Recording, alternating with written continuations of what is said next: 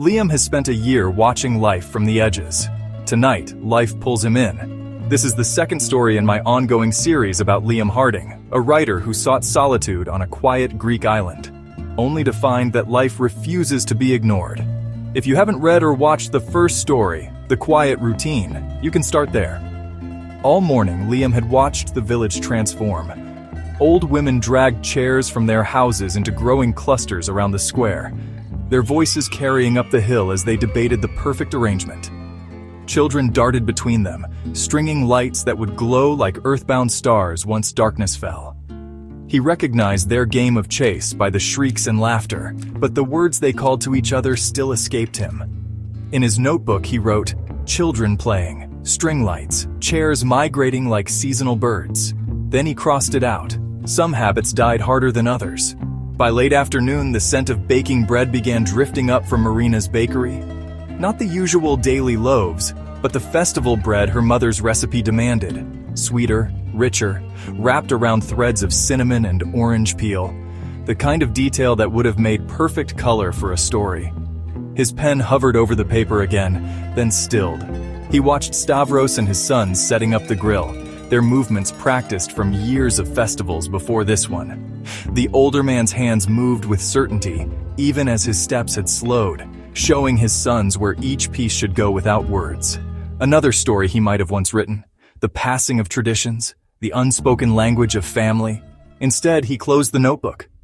Music from the village square drifted up the hillside now, along with the shouts of children and the clinking of plates. The evening was warm, and those strings of lights he'd watched being hung now crisscrossed the square, casting pools of yellow light over the crowd below.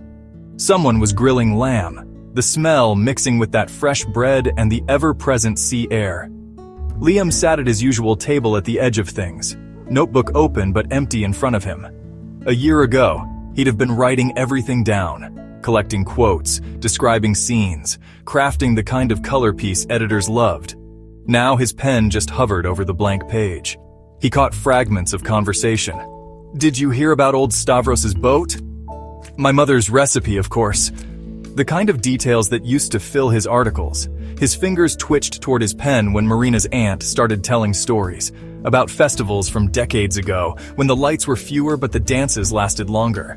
Good quotes, he thought. Strong color.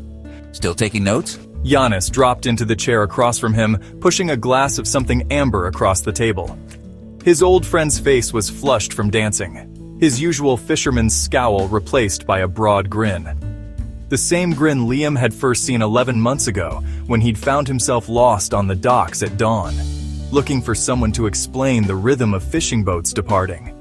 Instead of quotes, he'd gotten coffee and conversation, and eventually, something that felt like friendship.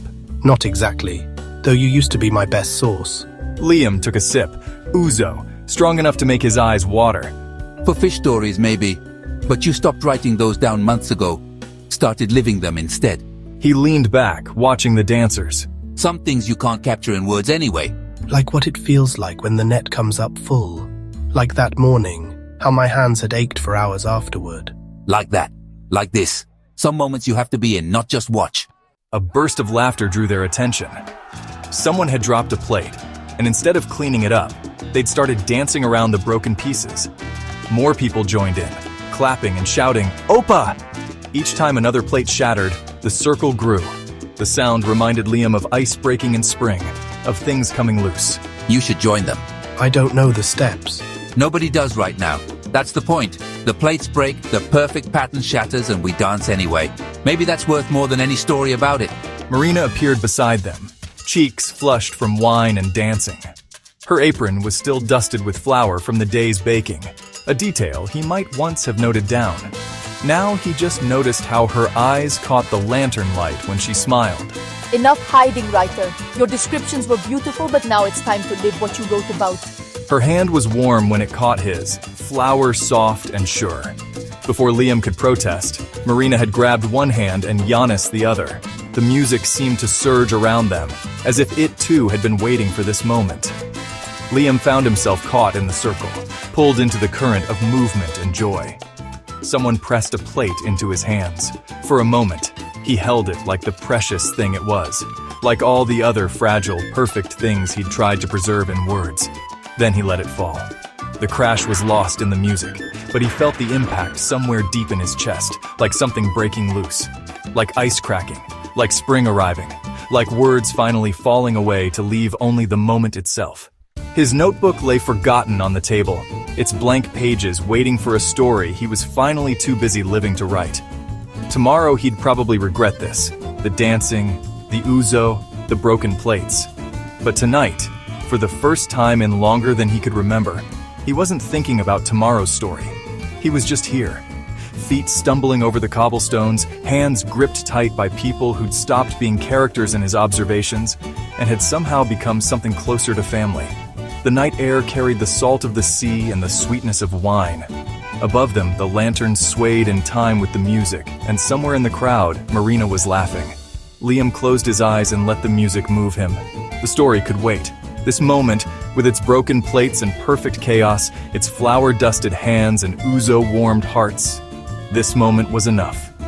This is part of my ongoing series about Liam Harding, a writer learning that solitude isn't always what it seems. If you enjoyed this, let me know in the comments. Next up, A Stranger Among Us. The morning after the festival, Liam notices someone watching, and for the first time, he's the one being observed.